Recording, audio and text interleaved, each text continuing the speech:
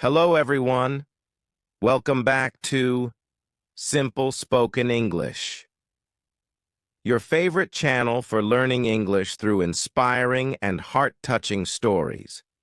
Today, we continue the journey with chapters 21 to 25 of our emotional series, Her Last Wish.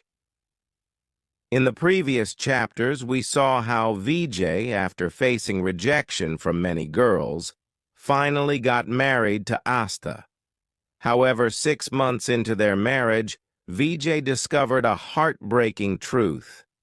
Astha is HIV positive. Determined to bring happiness into her life, VJ made a decision to fulfill her last 7 wishes before she dies. The most interesting twist? Astha has no idea about her condition or VJ's plans. What will happen next? Will VJ be able to keep his promise? And how will Astha react if she ever finds out the truth? Stay tuned as we dive deeper into this beautiful yet emotional journey. If you haven't watched the previous parts yet, make sure to check them out first to enjoy the full story. And don't forget to like this video, subscribe to our channel, and hit the bell icon so you never miss an update. Now, let's see what unfolds next in Her Last Wish. Episode 21. VJ, let's eat out tonight. She proposed to enjoy the evening together and celebrate my birthday. Astha, the doctor has prohibited you from going out, remember? I said. VJ, I spend all my time watching television, listening to music, reading the newspaper, and talking on the phone. Do you want to bore me to death? The hospital is the only place where I go, and the doctor is the only person I see when I go out. I could see that she was annoyed. Okay, let's go out, but you will not eat anything from the roadside, okay? That's fine. I can do that. I need to get some fresh air. I feel as if I am caged and it's very suffocating. I don't want you to celebrate your birthday inside the house. We decided to go to Pind Baluchi in Hauz Khas village, famous for its Punjabi cuisine. The ambiance was amazing. We found a corner table and I ordered 2 glasses of buttermilk. We settled on a vegetable biryani. Where is my gift? I teased her. I am sorry, VJ. You didn't allow me to go out, so I could not get anything for you. She played along. The best birthday gift is to have someone in your life who knows you so well. When I was young, I used to ask my parents to bring birthday presents for me whenever they visited me. What about you? How did you celebrate your birthday? Birthday. She gave a sarcastic smile and raised her eyebrows. My stepsister's birthday was a huge party, but mine was never celebrated. I wished to have a birthday like that. I wanted it to be huge, grand. I was very silly. Go on. I want to know more, I asked as she tasted the biryani. Throughout my life, I wanted a huge birthday party where thousands of people would wish me, sing birthday songs for me, raise a toast for me, dance with me, and I am the center of attraction, but now I feel that the best way to celebrate your birthday is with your close ones. It is better to have a few close heartfelt wishes than 1,000 unknown. Why the change? Maybe because I have found a loving person like you, she said emotionally, and I also felt a lump in my throat. Now I have a question for you. I tried to change the subject. If you have to apologize to someone, then who would be that person? And if you have to forgive anyone, then who would that be? I didn't want to put her in the tough spot, but I needed the answer. Our mothers, she said, as if she was ready for this question since ages. I want to forgive my mother, and I want to apologize to yours. It was a double shock. First, I was not expecting my mother's name. Second, I was expecting Daniel's name. I will forgive my mother since I am happy. The past is the past, and I don't want to carry any grudges. Someday we will forget the pain, the reason we cried, and who caused us that pain. After all, what matters is not the first but the last chapter of our life, which shows how well we ran in the race. So smile, laugh, forgive, believe, and love all over again. Aren't you a philosopher? This was a different woman. I didn't know what had changed her, the baby or the disease. But why do you want to apologize to my mother? I asked in disbelief. You know, I have never apologized to anyone. I never do that as a habit, even if I realize that the fault is totally mine. But when I conceived, I realized I cannot live even a single day without my baby, she said with tears in her eyes. There's nothing in the world that is more important than our child. Please, it's my birthday. I wiped her tears and took her hands in mine. I want to apologize to your mother because I took her son away. It's all because of that biryani. I told you not to go outside. It's very difficult for you to take control of your temptations. Please get ready. We are going to the hospital right away. I was angry and scared at the same time. Astha had complained about a pain in her lower abdomen. I quickly reached the car and waited for her to come out. I started the engine but could not stop thinking about the situation. I was petrified because it was a fatal disease, and any new change could be really bad. I remained silent throughout the journey to the hospital. I stood in front of the doctor. Astha was lying on the bed.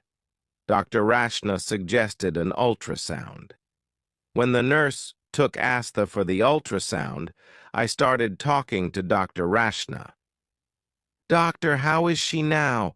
Is she okay? I asked worryingly. The situation is under control. She's more than 7 months pregnant, so it could have been worse. She might need to stay here until the delivery. I let out a sigh of relief. After a few seconds, the doctor added, I have some good news. Good news? I said in disbelief. Dr. Raza had discussed Astha's case at an AIDS seminar in Delhi with a team of doctors, and they are interested in helping her out. They want to study her and try their treatment. They want to study her case? Are you going to do experiments on her? It isn't a bad thing. These doctors are from the United States and have experience in similar cases. They have some research scheduled in India, and I discussed Astha's case. They have agreed to help her out. Can they cure HIV? No, VJ. These doctors will study her condition and then help her in delivering a healthy baby, the doctor said. There was nothing good in it for Astha. I see. Doctor, I am more concerned about her health. She's my priority. She nodded in empathy. Please wait outside. I will call you when I get the reports. I was thinking about what the doctor had said. I was waiting outside the cabin. Astha was in the room, resting. Dr. Raza and Dr. Rachna called me inside his cabin to discuss the situation. The reports were ready. Being a couple themselves, they could understand what I was going through. "Listen, VJ," said Dr. Rachna. "She has developed an infection in her stomach, and we need to admit her. I will recommend you to keep her here till the birth of your child. Will that be okay with you?" I could see the concern in her eyes. "Okay, but why?" "Because any small change can harm her. We will run some tests and share the reports with the specialists through Skype. To make sure that we do everything as instructed, I would recommend you to hospitalize her for the time being. I will also need an authorization letter signed by you." "I don't have any problem signing any authorization letter, but I think it will be an expensive treatment." "Yes, but apart from the expenses, there will be another problem." "What is that?" By now I was familiar with the word problem. "I want you to be strong. If she delivers the baby through C-section, then there's a possibility that she might not be able to recover from it." "What is that supposed to mean?" "Listen, VJ, her immune system is deteriorating every day. If the need arises to go for a cesarean, it will be very difficult for her to recover. Her CD4, CD8 ratio and WBC count is low, and if it doesn't improve, then it will not be possible for us to stop the bleeding. There is a chance that she won't be able to make it through the operation." Her words shattered me. I became numb. I knew that one day she would leave me forever, but what I didn't know was that the day would come so soon. "We will try our best to help you out. If everything goes well, we might be able to deliver a healthy baby." "Okay, doctor. But you have recommended hospitalization for the next 2 months. It will be very expensive. I won't charge any consultancy fee. That's the best I can do for you right now." "Thanks. Do you have any idea how much it will cost me?" They thought for a while and said, "I am not sure about that. Please go to the accounts department and check with them. A rough estimate is around 20 to 30 lakhs. 30 lakhs? God! I was dumbstruck. "If you want, you can share the room with another patient. It will save you some money. Although I would not recommend that, as people will discriminate against her since she is an HIV patient." He continued, "I can understand that expenses are a problem, and I can refer her to a government hospital if you want me to." "Is it possible to treat her in a government hospital?" "That you have to decide, VJ. I will not let her go. I will fight," I said internally. I signed the letter of authorization. That said, if any mishap happens to her, then the hospital, doctor, and staff won't be accountable. I told Astha that she needed to stay there until her delivery. She was not worried at all, though I didn't tell her anything about the expenses. She could easily guess that it would cost us a bomb. I asked her not to worry and instructed the nurse to take proper care of her. I told her I'd be back in the next few hours. It was weird, but she didn't ask me where I was going. Episode 22. While pursuing my graduation in Allahabad, I had been to Swarup Rani Government Hospital once. A friend had met with an accident, and we ended up hospitalizing him there in emergency. His injured legs were operated on the next day. Initially, the doctor had said only a few stitches would be needed, but finally he ended up losing his left leg. It was my last encounter with any government hospital. Though this had happened 10 years ago, and this was not Allahabad, this was Delhi. Delhi has many established government hospitals. Some of them even meet international standards.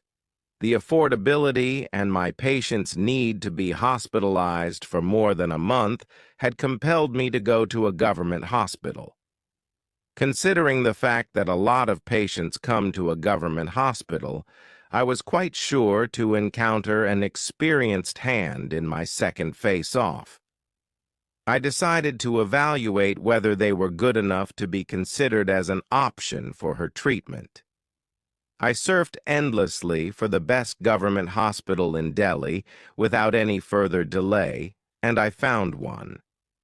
Before visiting them directly, I thought of giving them a call and trying to obtain some basic knowledge about the doctors and their consultancy timings. I went to the contact section of the hospital's website, and to my surprise, there was a separate section: AIDS Inquiry. 3 landline numbers were provided. I thanked the Indian government for being sensitive enough to HIV/AIDS patients. I dialed the first number. No one responded. I dialed again for the second time, and then the third in vain. It irritated me. What is the use of sharing a number when no one is there to pick up the call? I yelled in frustration. Maybe I should wait for some time and try again, I told myself. I redialed after some time. Finally, in the 4th attempt, the phone was answered by a lady. "Ims," the voice said. She did not show enough courtesy to introduce herself. "I have been calling since the last 1 hour. Who are you?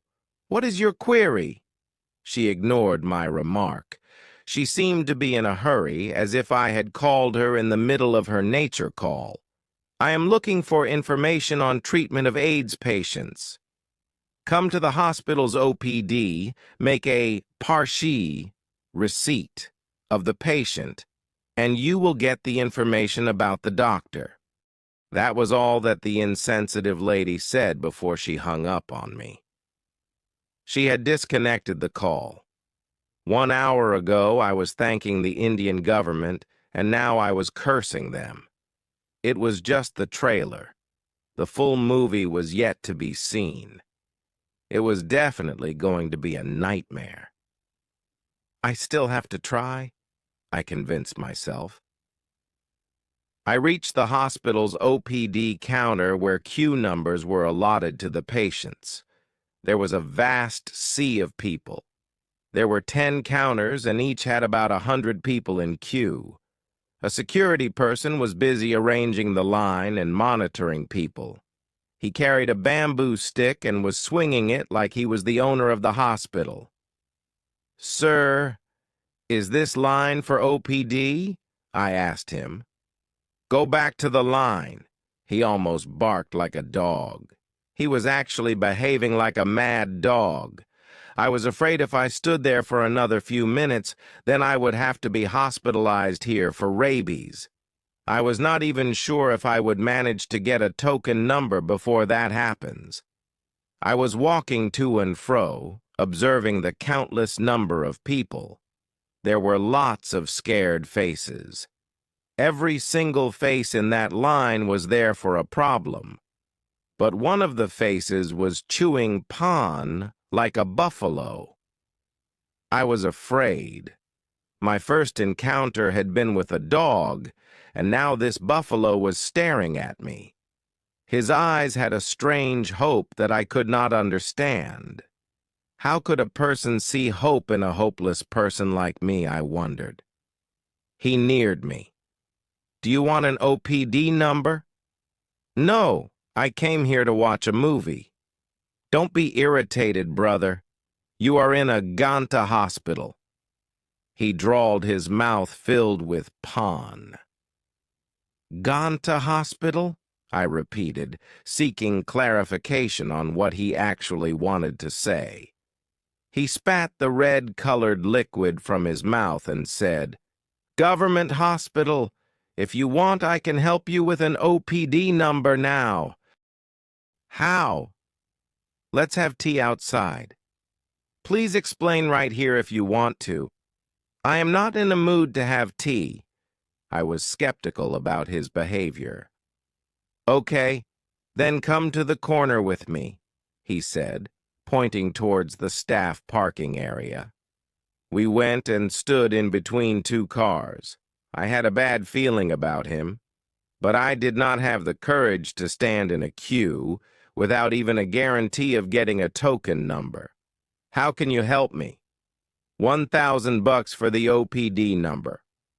1,000. Government charges only 5 rupees. In 5 rupees, you have to be here from 3:00 a.m. and wait till 9 or 10 o'clock to get a token. What? I exclaimed. All these people have been standing here for so long? It was unbelievable. Yes. Do you think they are here for movies? He said with a grin. You should feel lucky that you have the money. He smiled mischievously. 1,000 and you can avoid standing in the damn queue. How do you know that I have the money? I have been doing the same thing for 10 years. You came by car and parked the vehicle in VIP parking. This was the first time someone was giving me respect, but for all the wrong reasons. Sir, if you want the token, tell me immediately. Don't waste my time. Okay, but how will I be assured that... Without even listening to me, he reached into his pocket, took out his cell phone, and called someone. He discussed something which a normal person can never understand. What is your name and age? He asked, looking at me from head to toe. I am VJ and age 32. Doctor or department name? Looking for a gynecologist. Gynecologist, he repeated to the person hearing on the other side of the call. It's done. Give me the money. I will come with the OPD slip. No. First show me the slip. Just give me 500 then. I have to pay his share immediately. The rest can be paid later. I made the payment, my fingers crossed. I was amazed at how money can reduce our struggle. The situation takes a complete U-turn if you have money. But why didn't he ask the name of the patient? Is he coming with a blank slip? What is the name, contact info of the person? Was he making a fool of me? The buffalo with red lips appeared after 15 minutes, his high-held head stiff with confidence. He neared me and showed me a piece of paper. I was cross-checking the details in the paper when he snatched it. First, pay me the remaining 500 rupees. I made the payment, and while looking at the paper, I read out. Patient name VJ and age 32. At least thank me. He was beaming with confidence like he had just sworn in as the CM of Delhi. But the patient's name is Astha. I am not the patient. You said VJ. You didn't ask for the patient's name, you asked mine. Boss, I cannot help you now. You have to return my money. No, I can't. You can do one thing, edit VJ to Vijaya, and it will serve the purpose. What about the gender? How can a male patient be referred to a gynecologist? Now don't suggest cutting off my weapon too, I said furiously. He uncapped his pen, struck off M, and wrote F. No one is going to check, sir. Why? He smiled with his red lips and said, It's a government hospital. Episode 23. I was reading the OPD slip. Patient's name, Vijaya, age 31 and sex F, gynecologist. It had a small line, Chota Parivar Sukhi Parivar. A small family is a happy family. It was making me insane. How to handle this upcoming thing? I argued internally. VJ, you've come here to evaluate the feasibility to carry out the treatment for Astha. So, you should go ahead and check the facilities. It was crazy to go to the gynecologist without the patient. Only a crazy husband in love can do that. I asked a lady dressed in a white coat, assuming her to be a doctor. Who is the best gynecologist here? Dr. Shafali Kalia, room number 32. Thanks.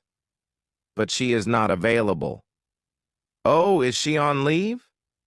No, she only takes cases of ministers, MLAs, judges, or VIPs. She will not entertain you. What? I couldn't believe what I had just heard. These were people who could afford any big private hospital easily. I changed my question. Who is the best doctor available? Visit room number 53. After a few minutes, I was sitting outside the room. I gave my papers to the assistant while I waited outside. I looked around. A few pregnant ladies were being escorted by their relatives. Few of them were there with their mothers, some with their husbands. There were posters with advertisements about the necessary precautions to be taken during pregnancy. One advertisement highlighted the importance of a thalassemia test. Another advertisement talked of the importance of iron intake. It showed a red-colored medicine. There were many such posters all around. There were a few moaning loudly with pain. Some were even lying on the floor in the waiting lobby, unable to stay seated due to their ailment.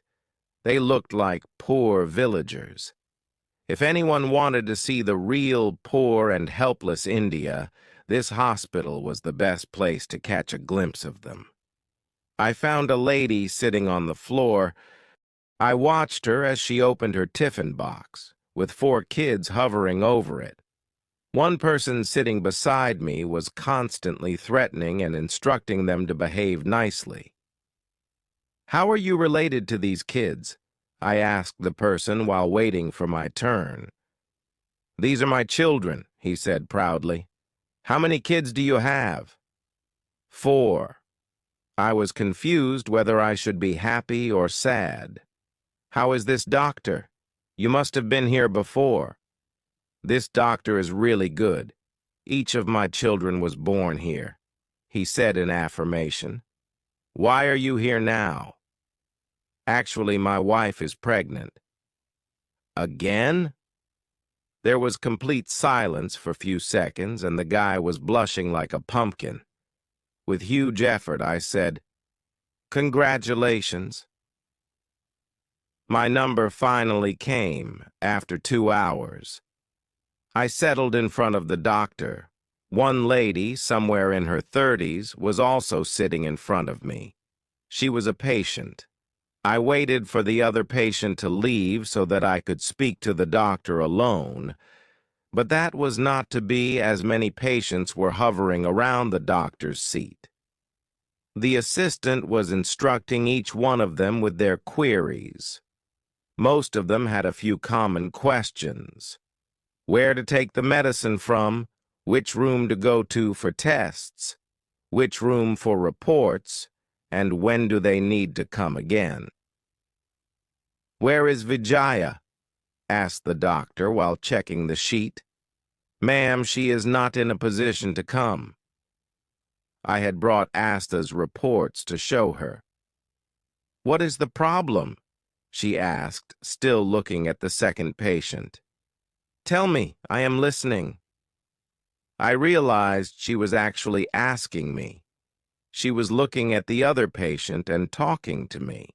It was impossible for me to handle that.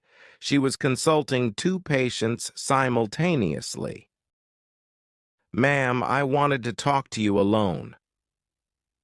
Just then, the lady who was sitting opposite to me opened her blouse and started showing her chest. It was really weird. I started looking at the other end of the room as if I had come there to watch the lunar eclipse. The doctor wrote a couple of medicines for her with instructions. She instructed her in an authoritarian way, almost threatening her. Then she turned to me. "Yes, tell me what the problem is." "Ma'am, my wife is an HIV patient and she is pregnant. I wanted to know whether you have handled such cases in the past." Without even listening to me, she wrote something in complete Greek. Even an illiterate person could write better than her. "Next patient," she shouted. Another lady who was almost inside the room settled in the opposite seat. "Ma'am, I am not done with my explanation. How can you write a prescription?" "These are tests, CD3 and CD4. Just conduct these tests and collect the report. Next time, come along with the patient. You may leave now." "Next patient!" she screamed. I stormed out in despair. This hospital was only for the brave and VVIPs. I thought about taking a look at the other facilities. CD4 and CD3 counts were especially used for AIDS patients. I decided to take a look at the labs in the hope of meeting some other patients who could guide me to another place. After reaching the laboratory, I thanked my stars that there was no rush. Going closer, I found that the lab was closed. One white chart was pasted on the closed door which said, "Collect all reports between 4 to 5 p.m. lunchtime, 1 to 2 p.m. I checked my watch and it showed 2:30. I found one old, sickly man sitting in a terrible condition. I thought about asking him about it. "Uncle, why is it closed? Lunchtime is already over." Talking on his cell phone. I thought he might be the hospital's staff. I waited for him to finish his call. "Sir, why is this laboratory closed?" I inquired from the young man. "Actually, they have gone for lunch. It is almost 3. "Sir, I am here with my patient." He pointed to the same old person and said, "You are in a government hospital." This statement answered everything. People had to accommodate with this single excuse. Everyone had very little expectations from the government. I was still not sure of what to expect and what not to. "How are you related to him?" "He is my father." "Is your father suffering from HIV?" I asked hesitantly. They were sitting outside the CD3 and the CD4 lab. "Please don't say the word." "Yes, my father is suffering from the same since the last 1 year," he whispered. I failed to understand why he did not want me to utter the name of the disease. "Where do you come from?" "Muzaffarnagar." "Why did you come here all the way from Muzaffarnagar?" "Doesn't Muzaffarnagar have any hospitals?" I asked, surprised. "Actually, sir, the moment our villagers came to know that my father is suffering from this, they threw us out. People stopped talking to us. We are just poor farmers. We have become untouchables for them, and were forced to leave that place." I instantly understood the reason behind his whispering. Till now, I had been fighting a medical problem, but now I was handling a social issue. "How long have you been here?" "The past 1 month.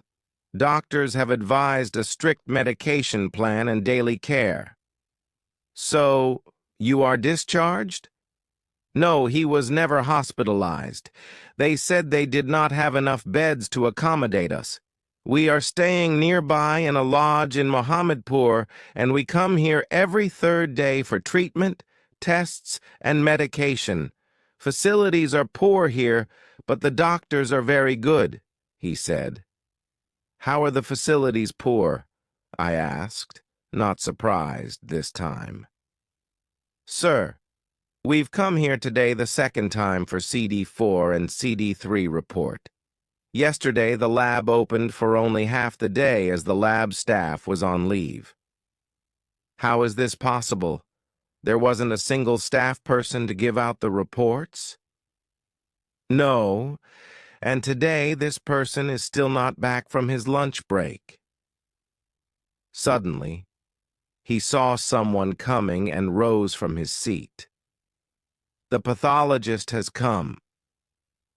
I was still sitting and wondering if I should try a government hospital for Astha's treatment. I walked over to a nearby ward. I found that the patients were being mistreated more than being treated. Many patients were lying on the floor like neglected sick cows, craving for attention. Some of them were holding their own saline bottles in one hand while the other hand was being injected with it. It was difficult to imagine my wife being one of them. I moved back to question the pathologist. Just as I was heading towards the cabin, the man I had met outside came out worried and started moving towards the exit. What happened? I walked along with him. Sir, I have been asked to get certain things. What? I said while walking along with him. They are out of pathology gloves and syringes. He instructed me to purchase these from outside. Wait, I am also coming with you. Does this happen every time? I asked, concerned. Yes, sir. Even if your patient is hospitalized, you have to purchase the medicines, syringes, consumables, gloves, cotton, and all necessary things from outside. What kind of arrangement is this? Sir, you are in a...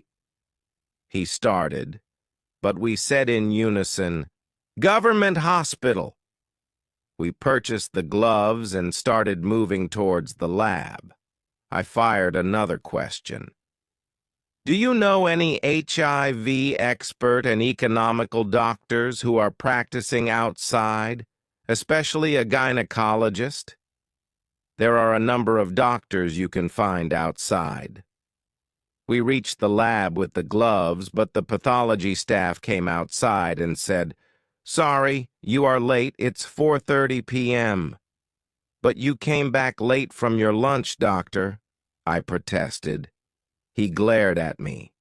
Rules are rules, and we are government servants.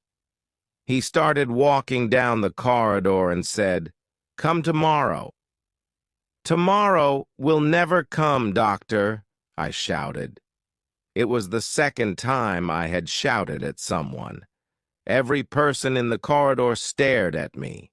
The doctor ignored me and left in a hurry. I pitied that young man and his sick father. How they were running in circles since the last 2 days for a small test. If this was the condition of such a renowned metro hospital, what would be the condition of other small government hospitals? Only God knows. The silence was broken by the man. Sir, I am leaving. So how is your patient? Which doctor are you consulting here? He asked, concerned. Meanwhile, I saw his father's eyes, the HIV patient who was running from Muzaffarnagar to Delhi. He was sitting on the floor, waiting for his imminent death. There was no life in his eyes. His thin skeleton, dark body, and pathetic condition was unbearable. His will to live and fight back had been suppressed by our medical system. No, my wife will never be hospitalized here, I said clearly. Why, sir? I said in affirmation, because this is a government hospital. Episode 24. I could see a big storm brewing. It felt like an ocean of troubles, and I was going to drown in it. I was frustrated. I was going to be a father soon, but instead of being happy, I was sad. I was worried about my child's future. In this situation, there was only one person who could help me out: my father. Astha's condition was stable for now, fortunately. We finished lunch together, and when she proceeded for her noon nap, I decided to go and meet my father. While I was driving, I remembered everything that had happened to me. I felt nothing more than a problematic child. At my age, everyone was doing something to make their parents proud. And then there I was, a liability. I felt worthless. When I reached him, I told him about the discussion I had had with the doctor earlier. I wasn't able to speak while trying to control my emotions, but my father was a wise man who could read me like a book. "VJ, do not think about the negative things and focus on the things that you can do," he consoled. "What will be the amount?" My father was concerned, but I felt he was prepared for this. "Around 30 lakhs. He didn't look shocked. "Don't worry, son. We will arrange that money." He looked confident. His confidence was enough to give me a sliver of hope. "How are we going to do this, Papa?" "That won't be a problem. We have this house. It may be 20 years old, but it's worth more than 30 lakhs. He looked very calm during this conversation. All I could see was the love in his eyes and not a single ounce of regret. He said with a smile, "After selling this house, we can move to a smaller apartment. This house belongs to both of you. I think you should ask Mom before selling it. I don't think she will agree, at least not for Astha. Do you think it's only about your wife? It's not for her, it's for you too, and she doesn't love anyone more than you. She will agree." Helplessness and guilt started winning over me again. "VJ, don't feel sorry. I know if you were in my place, you would have done the same." That moment, I realized how lucky I was to have them stand by me through thick and thin. "Dad, I am such a disappointment. Don't you ever get frustrated with me?" "Why would I be frustrated? On the contrary, a son like you fills my heart with pride," he said with a fake smile. "Dad, I don't deserve a father like you," I choked. "You know, your only problem is underestimating yourself. You are a dutiful son." "Dad, I know the truth," I said, as he looked at me silently. I was blessed to have a supportive and understanding father like him. My father was a very wise man. His silence meant his next words would sort out my despair. "VJ, before you were born, I fought with your mom almost every single day. We decided to break apart, and then one day your mom gave me the best news of my life. She had blessed me with a baby. I was never a happy man, neither with my job nor with my wife. In my entire life, if I recall a happy moment, it is always related to you. So never feel sad or depressed because of the wrong reasons. You have given me everything, my son." I didn't answer. All I could manage was a smile. A fake smile, struggling through tears. I don't know whether I was a good son or not, but I had the best father for sure. "Forget that," he said, changing the topic. "What about the 7 wishes that you are trying to accomplish?" "Currently, I am focusing on her treatment. I don't think I can summon enough courage to fulfill her crazy wishes." "But you should give it a try." I nodded. I prepared to leave because Astha was alone. He came out to see me off. I fired my last question before starting my car. Papa, how are you going to manage the expenses? You may shift to some rented flat, but then your expenses will increase. I can be fired from my college job any time now. VJ, do you know the best part of retirement? What? He gave a weird smile. Pension. Episode 25, I called Sargam and informed her about Astha's progress. To my surprise, Astha hadn't shared anything with her. It was strange, as she only had Sargam as a friend. She informed me she would come to meet Astha on her birthday. In the meantime, a different set of treatment started for Astha. Initially, she was not on drip, but after a few days, a lot of medicines were administered to her via IV. The hospital was taking care of her washing, cleaning, and all her meals. I was sitting on a chair reading the newspaper while Astha was sleeping. A nurse entered the ward. The nurse was completely covered, as if she had entered a gas chamber room, and even a minor exposure would harm her. She wore a blue-colored coat, hand gloves, and a mask. It was weird, as she had only come to check her IV drip bottles. I noticed that Astha's fluid pipe had blood which was entering into the transparent pipe. Sister, there is blood in the fluid pipe. Oh, wait! She went outside and called her junior to take care of it. They began a conversation in typical Hindi and Keralite accents. In private ward number 7, one patient expired. Oh, really sad, she sighed. Every person has to pay the price of his action in this world itself, she said, looking at Astha.